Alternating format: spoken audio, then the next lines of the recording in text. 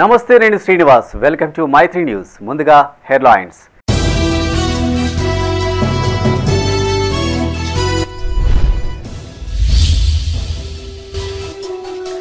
ఇంటింటి సర్వే పక్కాగా నిర్వహించాలి.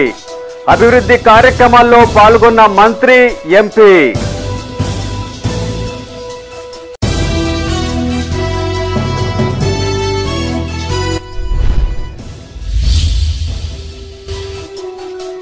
పారిశుద్ధ్యంపై ప్రత్యేక దృష్టి సారించాలి. అధికారులతో పెద్దపల్లి కలెక్టర్ సమీక్ష.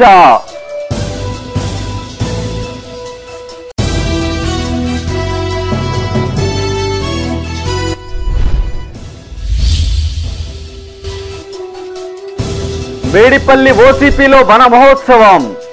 మొక్కలు నాటిన ఎమ్మెల్యే, సి&ఎండి.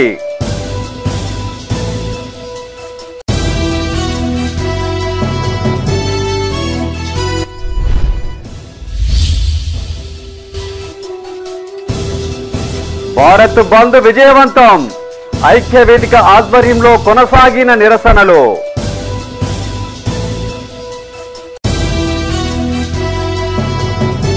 ఇక వార్తల వివరాలు. ఇంటింటి సర్వే పక్కాగా నిర్వహించాలని మంత్రి శ్రీధర్ బాబు మహిళా సంఘాల సభ్యులను ఆదేశించారు. మంతని మున్సిపల్లో ఉపాధి హామీ లేనందున ఇక్కడి మహిళలకు స్వయం ఉపాధి అవకాశాలు కల్పించాలని అధికారులకు సూచించారు. పెద్దపల్లి జిల్లా మంతని ప్రభుత్వ హాస్పిటల్లో ఏర్పాటు చేసిన డయాలసిస్ కేంద్రాన్ని మంత్రి ప్రారంభించారు. 14 కోట్లతో చేపట్టిన సీసీ రోడ్డు, డ్రైనేజీల నిర్మాణానికి ఎంపీ వంశీకృష్ణతో కలిసి శ్రీధర్ బాబు శంకుస్థాపన చేశారు. అనంతరం మంత్రి మాట్లాడుతూ అమ్మ ఆదర్శ కమిటీలకు బాధ్యతలు అప్పగించడం వల్ల ప్రభుత్వ పాఠశాలల్లో వసతులు మెరుగైనట్టు తెలిపారు. రైతులకు 2 లక్షల రుణమాఫీ 3 దఫాలుగా చేశామన్నారు. సాంకేతిక కారణాలతో కొందరికి రుణమాఫీ కాలేదని, వాటిని కూడా త్వరలో పూర్తి చేస్తామన్నారు. అనంతరం మహిళా సంఘాలకు 20 కోట్ల రుణ చెక్కులను పంపిణీ చేశారు. ఈ పట్టణంలో ఉండే భయం, ఆందోళన, మర్డర్లు అనే పేరుతో కూడా అభివృద్ధి సంక్షేమానికి నిర్వచనంగా ఇచ్చే ప్రయత్నం చేసే దృక్పథంతో కౌన్సిలర్లు అందరూ కూడా మాతో ప్రయాణం చేస్తామని ముందుకొచ్చారు. ఆ రోజు వారు కోరిన విధంగా, అక్కడ ఉన్న మా కాంగ్రెస్ పార్టీ మిత్రులు కోరిన విధంగా వారికి కావాల్సిన రోడ్లు, వారికి కావాల్సిన డ్రైన్లు ఇచ్చే ప్రయత్నంతో పాటు రాబోయే కాలంలో మొన్ననే అటువైపు ఉన్న మా పార్లమెంట్ సభ్యుడికి సంబంధించి ఆ ప్రాంతం చెన్నూరు వైపు ప్రాంతానికి ఒక బ్రిడ్జ్ ఏర్పాటు చేసుకున్న అధికారులు దాన్ని శంకుస్థాపన చేస్తాం. గోదావరి పైన దాని తదుపరి ఒక 2 రోజులు సంకల్పన చేస్తా ఉన్నాం, ప్రణాళిక సిద్ధం చేస్తా ఉన్నాం. ఈ పట్టణం చిన్న పట్టణం, చిన్న దారులు ఉంటాయి. దాన్ని వెడల్పు చేద్దామంటే మళ్ళా నాకు ఓట్లేదు, ఇటు వెళ్ళిపోతుంది, అటు వెళ్ళిపోతుంది, ఓట్లే ప్రయత్నం తీసుకుంటున్నాను. ఎంతమంది చేస్తే నన్ను తీసుకున్నారు. 2014 కొంతమంది ఓట్లేదు అని అనుకుంటారు. ఈ విధమైన ప్రయత్నం మళ్ళా చేద్దాం. ఓట్ల గురించి దాంతో పాటు ఊరు వెళ్ళాలి. ఊరు వెళ్ళే ప్రయత్నంలో ఏ విధమైన పారిశుద్ధ్య నిర్వహణపై ప్రత్యేక దృష్టి సారించాలని కలెక్టర్ కోయ శ్రీహర్ష అధికారులను ఆదేశించారు. పెద్దపల్లి జిల్లా సుల్తానాబాద్ ఎంపీడీఓ కార్యాలయంలో పారిశుద్ధ్యం, తాగునీటి సరఫరా, మొక్కల పెంపకం, వైరల్ జ్వరాల నివారణ తదితర అంశాలపై అధికారులతో ఆయన సమీక్షించారు. ఈ సందర్భంగా కలెక్టర్ మాట్లాడుతూ గ్రామాలలో పారిశుద్ధ్య నిర్వహణకు అధిక ప్రాధాన్యత కల్పించాలన్నారు. వైరల్ జ్వరాలు వ్యాప్తి చెందే అవకాశం ఉన్నందున అధికారులు అప్రమత్తంగా ఉండాలని సూచించారు. డెంగ్యూ కేసులు గుర్తించిన పరిసర ప్రాంతాలలో ఫీవర్ సర్వే కట్టుదిట్టంగా నిర్వహించాలని ఆదేశించారు. గ్రామాల్లో సరఫరా చేసే తాగునీటి నాణ్యతను పక్కాగా పరీక్షించాలన్నారు. అనంతరం సుల్తానాబాద్లోని 30 పడకల ఆసుపత్రి సందర్శించిన కలెక్టర్ రోగులకు అందుతున్న వివిధ వైద్య సేవలపై అధికారులతో సమీక్షించారు. ఈ సమీక్షలో జిల్లా ఆసుపత్రి superintendent doctor Sridhar, medical officer Jaganmohan Reddy, MPDO Divyadarshan Rao, tehsildar Madhusudan Reddy, doctor Ramadevi పాల్గొన్నారు.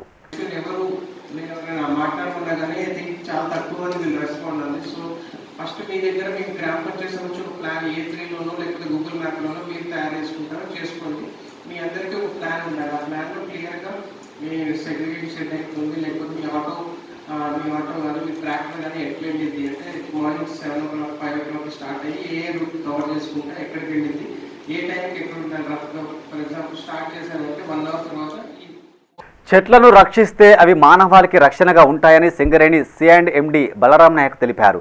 పెద్దపల్లి జిల్లా రామగుండం రీజియన్ మేడిపల్లి ఓసీపీలో వన మహోత్సవం కార్యక్రమాన్ని నిర్వహించారు. ఈ సందర్భంగా స్థానిక ఎమ్మెల్యే రాజు ఠాకూర్తో కలిసి ఆయన మొక్కలు నాటారు. ఈ సందర్భంగా బలరాం నాయక్ మాట్లాడుతూ సింగరేణి వ్యాప్తంగా 1,00,000 మొక్కలు నాటే కార్యక్రమాన్ని చేపట్టామన్నారు.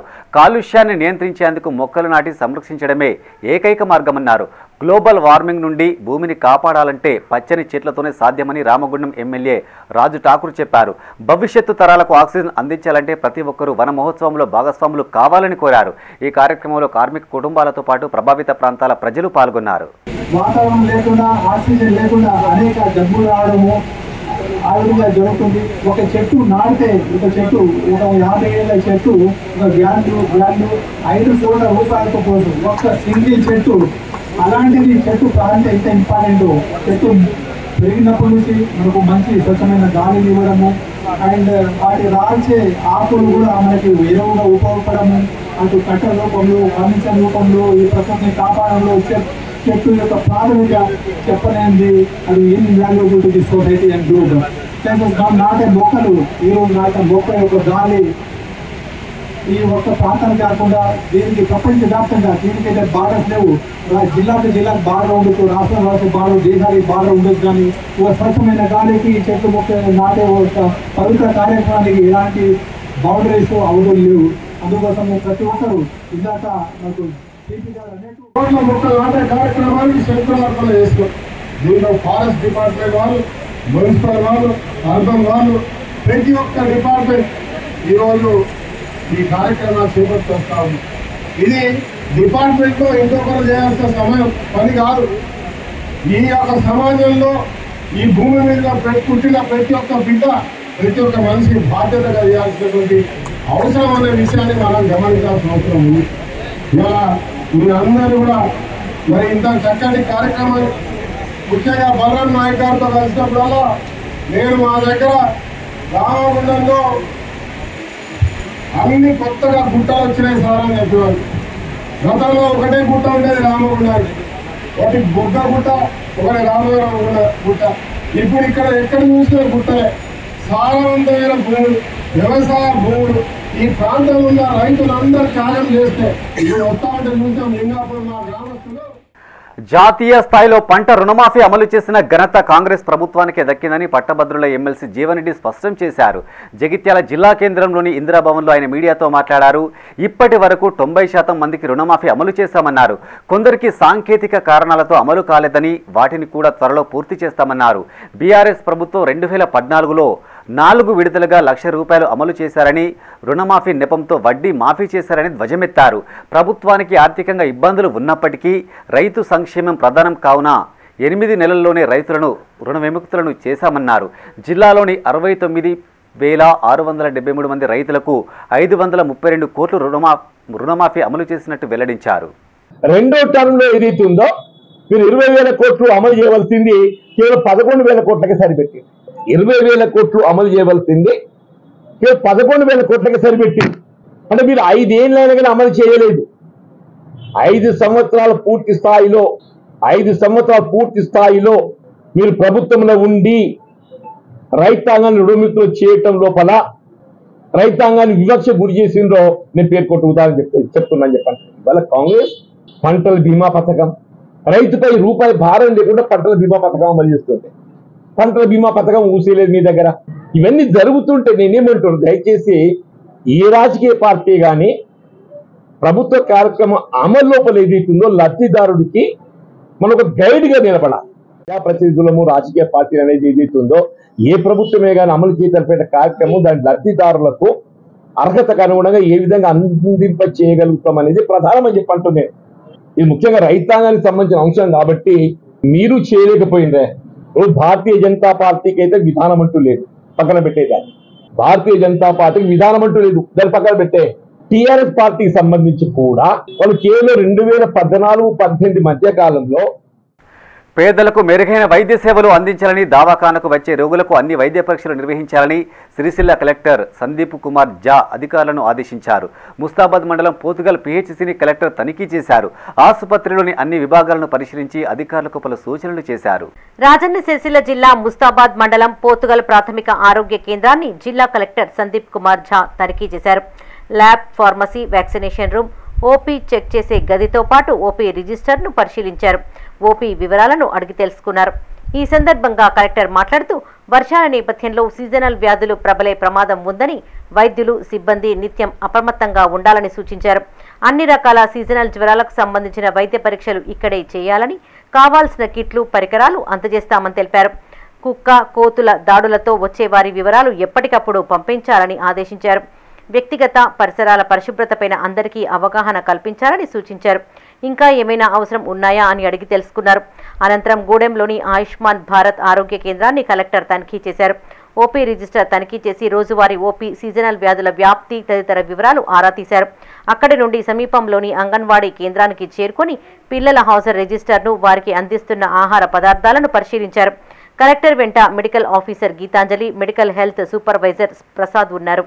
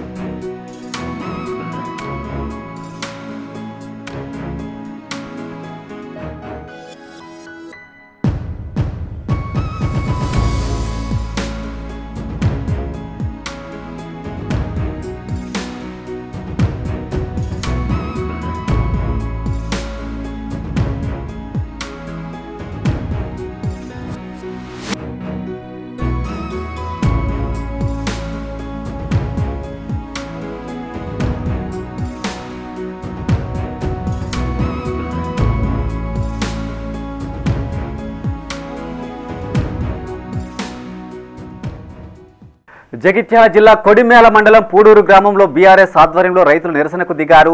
ఇలాంటి షరతులు లేకుండా రుణమాఫీ చేయాలని కోరుతూ రోడ్డుపై బైఠాయించారు. దీంతో ఇరువైపులా పెద్ద ఎత్తున వాహనాలు నిలిచిపోయాయి. సమాచారం అందుకున్న పోలీసులు బీఆర్ఎస్ నాయకులను అక్కడి నుంచి తొలగించి ట్రాఫిక్ను క్లియర్ చేశారు. ఈ సందర్భంగా మాజీ ఎమ్మెల్యే రవిశంకర్ మాట్లాడుతూ రుణమాఫీ పేరుతో కాంగ్రెస్ ప్రభుత్వం రైతులను మోసం చేసిందన్నారు. సగం మందికి పైగా రుణమాఫీ చేయలేదని ఆరోపించారు. రుణమాఫీ కాని రైతులకు వెంటనే కటాఫ్ తేదీ ప్రకటించాలని ఆయన డిమాండ్ చేశారు. ఎలాంటి షరతులు లేకుండా, కొర్రీలు లేకుండా రుణమాఫీ చేయాలని ఇవాళ రైతులతో కలిసి రాస్తారోకో ధర్నా చేయడం జరిగింది. ఇండియన్ బ్యాంక్లో ఉన్నటువంటి ఎవరైతే రైతులు ఉన్నారో మరి 680 మంది రైతులు ఉంటే కేవలము 120 మంది రైతులకు మాత్రమే రుణమాఫీ జరిగింది. అంటే ఎంత పర్సెంటేజ్ వచ్చినట్టు? ఇట్లా రాష్ట్ర వ్యాప్తంగా నేను మొన్ననే చెప్పిన రేవంత్ రెడ్డి గారు మా నియోజకవర్గానికి రండి, ఏ ఒక్క గ్రామానికైనా మీకు నచ్చిన గ్రామానికి రండి, మరి 100% ఇక్కడ రుణమాఫీ అయ్యి ఉంటే దేనికంటే దానికి ఛాలెంజ్ అని వారికి నేను సవాల్ విసిరిన. ఇప్పటి వరకు ఆ కాంగ్రెస్ నాయకులు కానీ, మంత్రులు కానీ, రేవంత్ రెడ్డి కానీ స్పందించలేదు. అదేవిధంగా ఏట్ల పడి దూకి చచ్చిపోవాలని ఇదే హరీష్ అని అంటాడు. ఏట్ల పడాల్సింది ఎవరు? రుణమాఫీ చేయని వాళ్ళు, రైతు భరోసా ఇయ్యని వాళ్ళు, తులం బంగారం ఇయ్యనిటువంటి వాళ్ళు, 4000 పెన్షన్ ఇయ్యేటువంటి వాళ్ళు ఏట్లో దుంకి చచ్చిపోవాలి. ఎవరు మరి ముక్కు నేలకు ఎవరు రాయాలి? అలా ఇవాళ రేవంత్ రెడ్డి మరి ముక్కు నేలకు రాసి పేదలకు ఇంటి నిర్మాణం భారం కాకూడదనే ఉద్దేశంతో ఫ్రీ ఇసుక విధానాన్ని అమలు చేస్తున్నట్టు ఎమ్మెల్యే విజయరామారావు తెలిపారు. ఇదే అదునుగా అక్రమాలకు పాల్పడే వారిపై కఠిన చర్యలు ఉంటాయని హెచ్చరించారు. పెద్దపల్లి జిల్లా సుల్తానాబాద్లోని ఓ ప్రైవేటు ఫంక్షన్ హాల్లో మానేరు పరివాహక ప్రాంత ఇసుక ట్రాక్టర్ యజమానులు, ఆర్డీఓ, మైనింగ్ అధికారులతో ఆయన అవగాహన సమావేశం నిర్వహించారు. ఈ సందర్భంగా అధికారులకు ఎమ్మెల్యే పలు సూచనలు చేశారు. జిల్లా సుల్తానాబాద్లోని ఓ ప్రైవేటు ఫంక్షన్ హాల్లో మానేరు పరివాహక ప్రాంత ఇసుక ట్రాక్టర్ యజమానులు, ఆర్డీఓ, గనులు, భూగర్భ శాఖ అధికారులతో ఎమ్మెల్యే విజయరమణారావు అవగాహన సమావేశం నిర్వహించారు.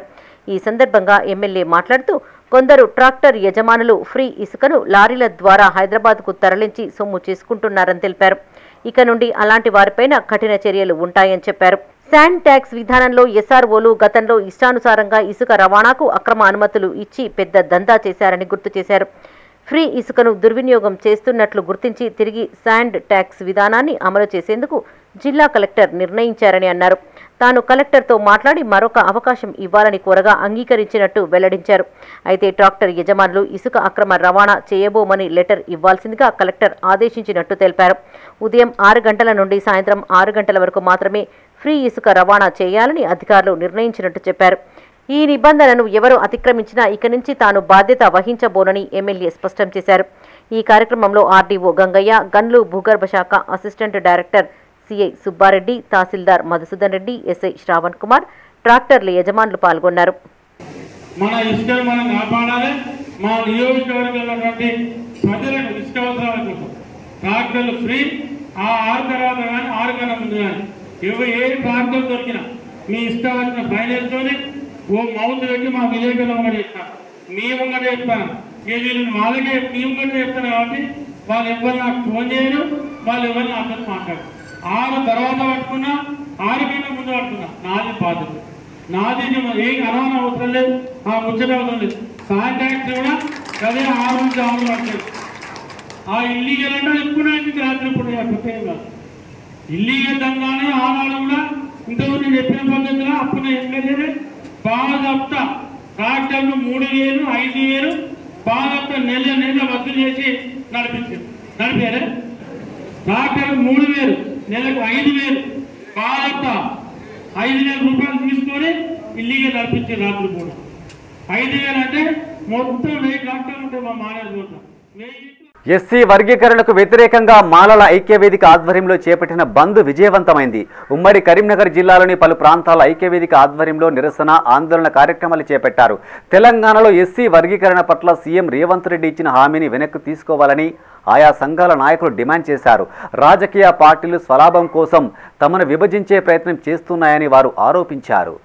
జగిత్యాల జిల్లాలో భారత్ బంద్ పాక్షికంగా కొనసాగింది. జిల్లా వ్యాప్తంగా నిరసన కార్యక్రమాలు చేపట్టారు. జిల్లా కేంద్రంలోని బస్ డిపో ఎదుట ఎస్సీ వర్గీకరణ వ్యతిరేక పోరాట సమితి ఆధ్వర్యంలో ఆందోళన నిర్వహించి డిపో నుండి బస్సులు బయటకు రాకుండా అడ్డుకున్నారు. అనంతరం పట్టణంలో బైక్ ర్యాలీ నిర్వహించి అంబేద్కర్ చౌరస్తా వద్ద నిరసన తెలిపారు. మరి బీసీ సోదరులకు, ఓసీ సోదరులకు, ఈబీసీ సోదరులకు అవసరం లేదా? మరి అబాని అందానికి అవసరం లేదా? అదాని అంబానికి అవసరం లేదా? కేవలం ఒక ఎస్సీలకే ఈ క్రిమిలేయర్ అవసరమా? కాబట్టి సోదరులారా, ఈ క్రిమిలేయర్ మేము ఖండిస్తా ఉన్నాం. అదేవిధంగా ఇవాళ ఎస్సీలకు చాలా అన్యాయం జరుగుతుంది, అదేవిధంగా మాలకు చాలా అన్యాయం జరుగుతుంది. ఇవాళ వర్గీకరణ పేరు మీద మాలకు అన్యాయం చేసే ప్రయత్నం చేస్తున్నారు. ఇవాళ ప్రభుత్వాలు కూడా కుట్ర చేస్తున్నాయి. ఇవాళ తెలంగాణ ముఖ్యమంత్రికి ఒకటే మేము చెప్పదలుచుకున్నాము, అయ్యా మాలలు అన్ని రకాల నష్టపోయి ఉన్నారు. మీరు తొందరపడి నిర్ణయాలు తీసుకొని మరి వర్గీకరణను మీరు కొనసాగించినట్టుంటే మేము ఖచ్చితంగా ఖండిస్తాం. రాబోయే స్థానిక ఎన్నికల్లో మాలల సత్తా ఎంతో మేము చూపిస్తాం. అందుకోసం గౌరవనీయులైనటువంటి మరి ముఖ్యమంత్రి వారు రేవంత్ రెడ్డి గారు, మీరు మీ పైన మాకు చాలా గౌరవం ఉన్నది, మీరంటే మాకు చాలా గౌరవం. కాబట్టి రాజన్న సిరిసిల్ల జిల్లా గంభీరావుపేట మండల కేంద్రంతో పాటు మండలంలోని అన్ని గ్రామాలలో మాల మహానాడు ఐక్యవేదిక ఆధ్వర్యంలో భారత్ బంద్ చేపట్టారు. వాణిజ్య, వ్యాపార, విద్యా సంస్థలతో పాటు అన్ని వర్గాల ప్రజలు స్వచ్ఛందంగా బంద్లో పాల్గొన్నారు. ఈ కార్యక్రమంలో మాల మహానాడు జిల్లా అధ్యక్షులు దోస్తుల చంద్రం, నాయకులు రమేష్, శంకర్ పాల్గొన్నారు. ఇక్కడ ఉన్నటువంటి రేవంత్ రెడ్డి గారు కూడా మేము పార్లమెంట్ లో మేము మొన్నటికి మొన్న దేశ వ్యాప్తంగా మేము మాలలమందరము మేము మద్దతు తెలియజేసినప్పటికీ కూడా మాకు ఈరోజు వ్యతిరేకంగా నువ్వు అసెంబ్లీలో తీర్మానం చేయడం అనేది చట్ట విరుద్ధము. 341 ఆర్డినెన్స్ ప్రకారము రాజ్యాంగ విరుద్ధం. సుప్రీంకోర్టు తీర్పును వెంటనే నరేంద్ర మోడీ వెనుకకు తీసుకోవాలి. మీ యొక్క దళితుల యొక్క రిజర్వేషన్లు తీసేయాలని కుట్ర చేస్తున్నారు. క్రిమినల్ వ్యక్తి మనను అందరినీ విడగొట్టే కుట్ర అనుకున్నటువంటి నరేంద్ర మోడీ ఖబర్దార్, ఈ యొక్క దేశం మొత్తం అగ్ని గుండం అయిపోతుంది. రాజన్న సిరిసిల్ల జిల్లా వేమ్లవాడలో మాల మహానాడు ఆధ్వర్యంలో పలు ప్రైవేటు కళాశాలలను బంద్ చేశారు.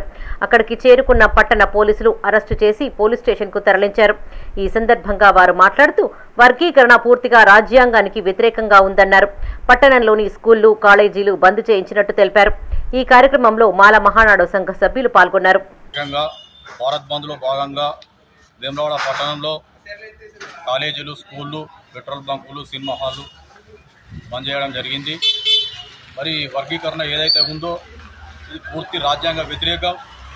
దీని పాలకులు కూడా మళ్ళొకసారి ఆలోచించి ఈ వర్గీకరణను వ్యతిరేకించి పాలకులు కూడా వెనక్కి తీసుకోవాలని ఈ సందర్భంగా మాల మహానాడు పట్టణ కమిటీ తరఫున తెలియజేస్తున్నా. రాజన్న సిరిసిల్ల జిల్లా కోనరావుపేట మండల కేంద్రంలోని పలు పార్టీల సంఘీభావంతో పాఠశాలలు వ్యాపార సంస్థలు బంద్ చేయించారు. ఈ సందర్భంగా వారు మాట్లాడుతూ ఎస్సీ వర్గీకరణకు అగ్రవర్ణ పార్టీలు మద్దతు ఇవ్వడాన్ని ఖండిస్తున్నామని తెలిపారు. కలిసి ఉన్న వారిని రాజకీయ స్వలాభం కోసం విడదీసే ప్రయత్నం చేస్తున్నారని ఆరోపించారు. ఈ కార్యక్రమంలో ఎరవెల్లి విజయ్, నీరటి అనిల్, మాసం సురేష్, దొబ్బల నరేష్, జనార్దన్ పాల్గొన్నారు. ఈ రోజు భారత్ బంద్ దేని గురించి అనంటే మొన్న సుప్రీంకోర్టు ఇచ్చిన తీర్పును నిరసిస్తూ ఈ రోజు భారత్ బంద్ పిలుపునివ్వడం జరిగింది. అందులో భాగంగానే బహుజన్ సమాజ్ పార్టీ దీనికి పూర్తిగా మద్దతు తెలియజేయడం జరుగుతుంది. ఎందుకు అనంటే కలిసి ఉన్న కులాలను విడగొట్టి చేసే రాజకీయాలను ఈ రకంగా ధ్వంసం చేయడానికి మేము సిద్ధంగా ఉన్నాము. ఏదైతే రాజకీయాలకు అతీతంగా వచ్చే పార్టీలు కానీ ఎవరైనా కానీ దాన్ని పూర్తిగా తీసుకోవడం జరుగుతుంది. రాజన్న సిరిసిల్ల జిల్లా ఎల్లారెడ్డిపేట మండలం రాచర్ల గొల్లపల్లి గ్రామంలో ఎస్సీ ఉపకులాల ఆధ్వర్యంలో రాస్తా రోకో చేపట్టారు. కామారెడ్డి టు సిరిసిల్ల ప్రధాన రహదారిపై బైఠాయించారు. కాంగ్రెస్, బీజేపీ ప్రభుత్వాలకు వ్యతిరేకంగా నినాదాలు చేస్తూ రోడ్డుపైన బైఠాయించారు. ఎల్లారెడ్డిపేట, గొల్లపల్లి వాణిజ్య వ్యాపారవేత్తలు ఎస్సీ ఉపకులాల వర్గీకరణకు మద్దతుగా బంద్ పాటించాయి.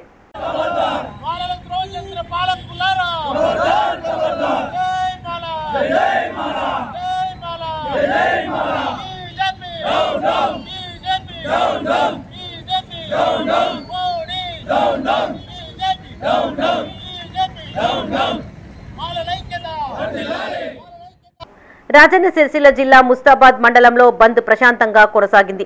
ఉదయం నుండి దుకాణాలు, పలు వ్యాపార సంస్థలను మూసివేశారు. అనంతరం రాజీవ్ చౌక్ వద్ద జిల్లా మండల నాయకులు నిరసన కార్యక్రమాన్ని చేపట్టారు.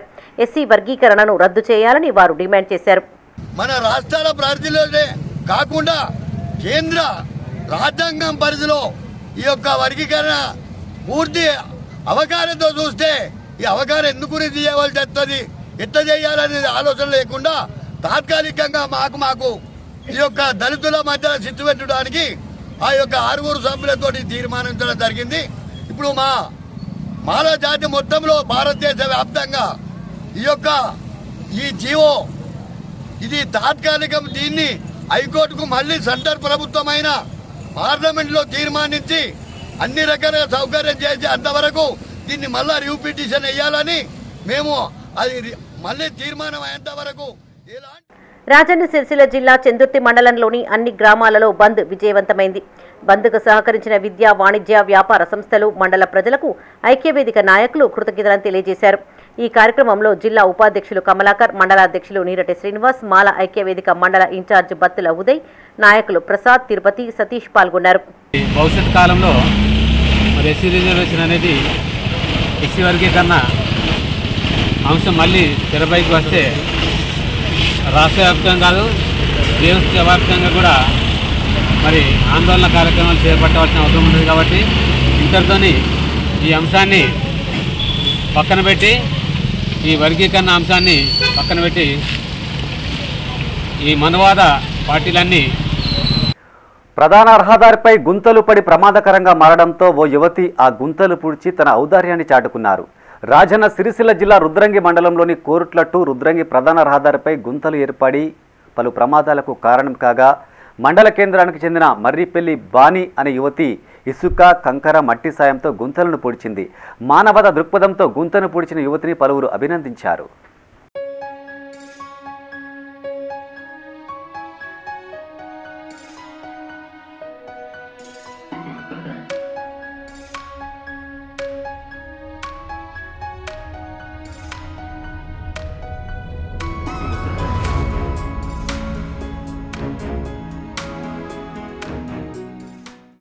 రాజన్న సిరిసిల్ల జిల్లా ముస్తాబాద్ మండల కేంద్రంలోని తెలంగాణ చౌరస్తా వద్ద అవగాహన సదస్సు ఏర్పాటు చేశారు. ఎస్ఐ గణేష్ గంజాయి, మాదక ద్రవ్యాల నిర్మూలనపై గ్రామస్తులకు అవగాహన కల్పించారు.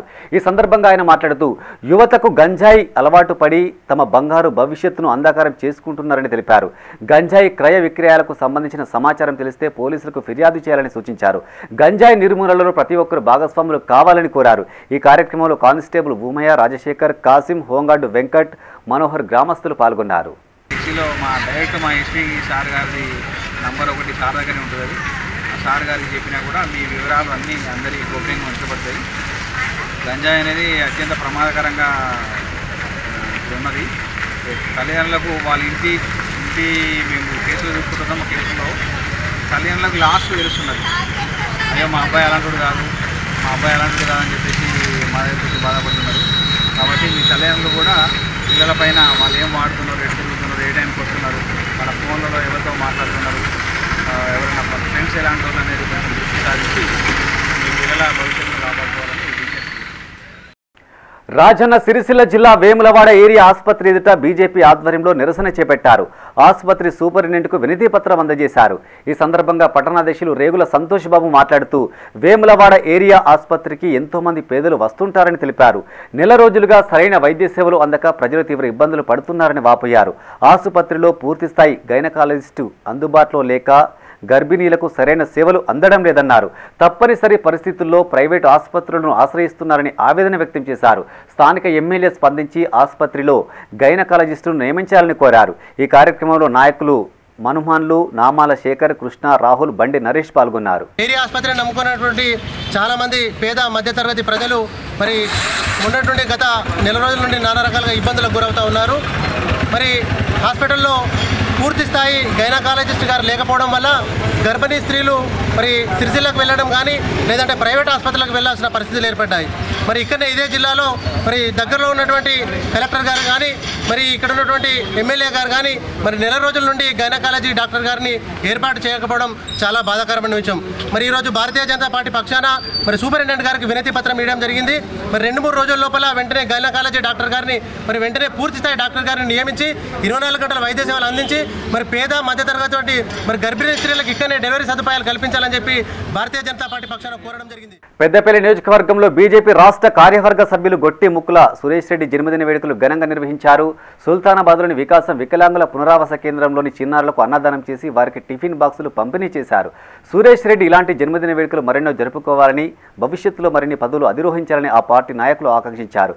ఈ కార్యక్రమంలో నల్లవెల్లి శంకర్, వడ్లకుండ మహేష్, రామస్వామి, శ్రీనివాస్ రెడ్డి, భాస్కర్ రెడ్డి, పల్లెర్ల అజయ్, అంజీ పాల్గొన్నారు. ఈ సందర్భంగా మేము సురేష్ రెడ్డి గారికి కోరుకునేది ఒకటే, సార్ మీరు ఆపద ఉన్నది అని అంటే నేనున్నా అంటూ ముందుకొస్తూ ఈరోజు నియోజకవర్గంలో చాలా పనులు చేస్తూ ఉన్నారు. గరీబ్ వారికి కానివ్వండి, పేదవారికి కానివ్వండి, చదువుకునే విద్యార్థులకు కానివ్వండి, అందరికీ అందుబాటులో ఉంటూ నేనున్నా అంటూ ఆపద హస్తం అందిస్తూ ఈరోజు మీరు నియోజకవర్గంలో దూసుకుపోతూ ఉన్నారు. మా గ్రామంలో అంటే మా జూలపల్లి మండలంలో ఉన్నటువంటి పెద్దాపూర్ శ్రీ యోగానంద లక్ష్మీ నరసింహస్వామి ఆశీస్సులు మీకు ఎల్లప్పుడూ ఉండాలని చెప్పి, అంతేకాకుండా భవిష్యత్తులో మీరు మంచి పదవిని అలంకరించి ఈ నియోజకవర్గ ప్రజలకు కూడా పూర్తి స్థాయిలో మీరు సేవలు చేయాలని చెప్పి సందర్భంగా కోరుకుంటూ ప్రతి పేదవాడికి, ప్రతి విద్యార్థికి మీరు అందుబాటులో ఉంటూ మీ వంతు సహాయం చేస్తూ వాళ్ళను ఉన్నత విద్యావంతులుగా తీర్చిదిద్దడంలో మీ పాత్ర ఉండాలని చెప్పి సందర్భంగా కోరుకుంటాం. ఎందుకంటే మీరు ఎన్ఆర్ఐ కాబట్టి. కరీంనగర్ జిల్లా జమ్మికుంటలోని ఓ ఇంట్లో చోరీ జరిగింది. ఇంటికి తాళం వేసి యజమానులు ఊరెళ్లగా ఇదే అదునుగా భావించిన దొంగలు ఇంట్లో చొరబడి దొంగతనానికి పాల్పడినట్టు స్థానికులు తెలిపారు. సమాచారం అందుకున్న పోలీసులు ఘటనా స్థలాన్ని పరిశీలించి కేసు నమోదు చేసి విచారణ చేపట్టారు. Karimnagar clues team CI Sridhar ఆధ్వర్యంలో వివరాలు సేకరించారు. అయితే ఇంటి యజమానులు వస్తేనే ఏ మేరకు చోరీ జరిగిందని విషయంపై స్పష్టత వచ్చే అవకాశం ఉంది. అట్లే చూసిండు, వచ్చి చూస్తే ఇక్కడ బయట గేటు తాళం వేసే ఉన్నది. ఆ లోపలికి మాత్రము 2 తాళాలు లేవు. బేడం తీసి ఉన్నది, ఐరన్ డోర్ది, మామూలు చెక్క డోర్ది. తాళాలు లేవుతో వాడు వచ్చి నాకు చెప్పిండు అన్నట్టు. ఆ పిల్లవాడు వచ్చి ఇద్దరం వచ్చి చూసినాం. అప్పటికేం ముట్టుకోలేము మేము. ఇద్దరం వచ్చి చూసినాము. ఇక మా మామయ్య వాళ్ళకి ఫోన్ చేస్తే ఇక వాళ్ళు సరే అన్నారు. ఇక మళ్ళీ 100కి ఫోన్ చేసి చెప్తామని చెప్పని 100కి ఫోన్ చేసి చెప్పినాక సార్ వాళ్ళు వచ్చేదాకా మేము ఇక్కడనే ఉన్నాం. సార్ వాళ్ళు వచ్చినాక మళ్ళీ సిఐ గారు ఇట్లా వాళ్ళు వచ్చి చూడాలి, అప్పుడే ఓపెన్ చేస్తామని చెప్పానంటే మళ్ళీ సార్ వాళ్ళు వచ్చినాక డోర్స్ ఓపెన్ చేసి అప్పుడు చూసి వస్తువులు ఏమున్నాయి ఏం లేవు అనేది ఇంకా మనకు తెలియదు. మా మామయ్య వాళ్ళు వస్తే వాళ్ళని అడిగితే తెలుస్తుంది లోపల ఏమున్నది ఏం లేదు. రాజన్న సిరిసిల్ల జిల్లా వీర్నపల్లి మండల కేంద్రంలో సిఐటియు అనుబంధ భవన నిర్మాణ కార్మిక సంఘం మండల కమిటీ సమావేశం అధ్యక్షుడు మల్లారపు దేవయ్య అధ్యక్షతన నిర్వహించారు. ఈ కార్యక్రమానికి సిఐటియు జిల్లా నాయకులు మల్లారపు అరుణ్ కుమార్ హాజరై మాట్లాడారు. కేంద్ర రాష్ట్ర ప్రభుత్వాలు భవన నిర్మాణ కార్మిక సమస్యలను పరిష్కరించడంలో విఫలమయ్యారని మండిపడ్డారు. కార్మికులకు సంబంధించిన వెల్ఫేర్ బోర్డులో జమ చేసిన నిధులు పక్కదారి పడుతున్నాయని ఆరోపించారు. ప్రమాదవశాత్తు మృతి చెందిన కార్మికుల కుటుంబాలకు 5 లక్షల పరిహారం ఇవ్వాలని డిమాండ్ చేశారు. ఈ కార్యక్రమంలో జిల్లా ఉపాధ్యక్షులు నరేందర్, నాయకులు బుస రాజం, అంజయ్య, రాజు, వెంకటేష్, నరసయ్య, జాఫర్ పాల్గొన్నారు. నిర్మాణ కార్మికులకు సంబంధించినటువంటి సమస్యలు పరిష్కరిస్తామని చెప్పి పాలకులు చెప్పడమే తప్ప ఏ ఒక్క సమస్య మాత్రం ప్రభుత్వాలు పరిష్కరించేటువంటి పరిస్థితుల్లో కనబడట్లేదు. కాబట్టి భవన నిర్మాణ కార్మికులకు సంబంధించినటువంటి సమస్యలు వెంటనే ప్రభుత్వాలు పరిష్కరించాలని చెప్పి ఈ సందర్భంగా మేము ప్రభుత్వాన్ని డిమాండ్ చేస్తూ ఉన్నాం.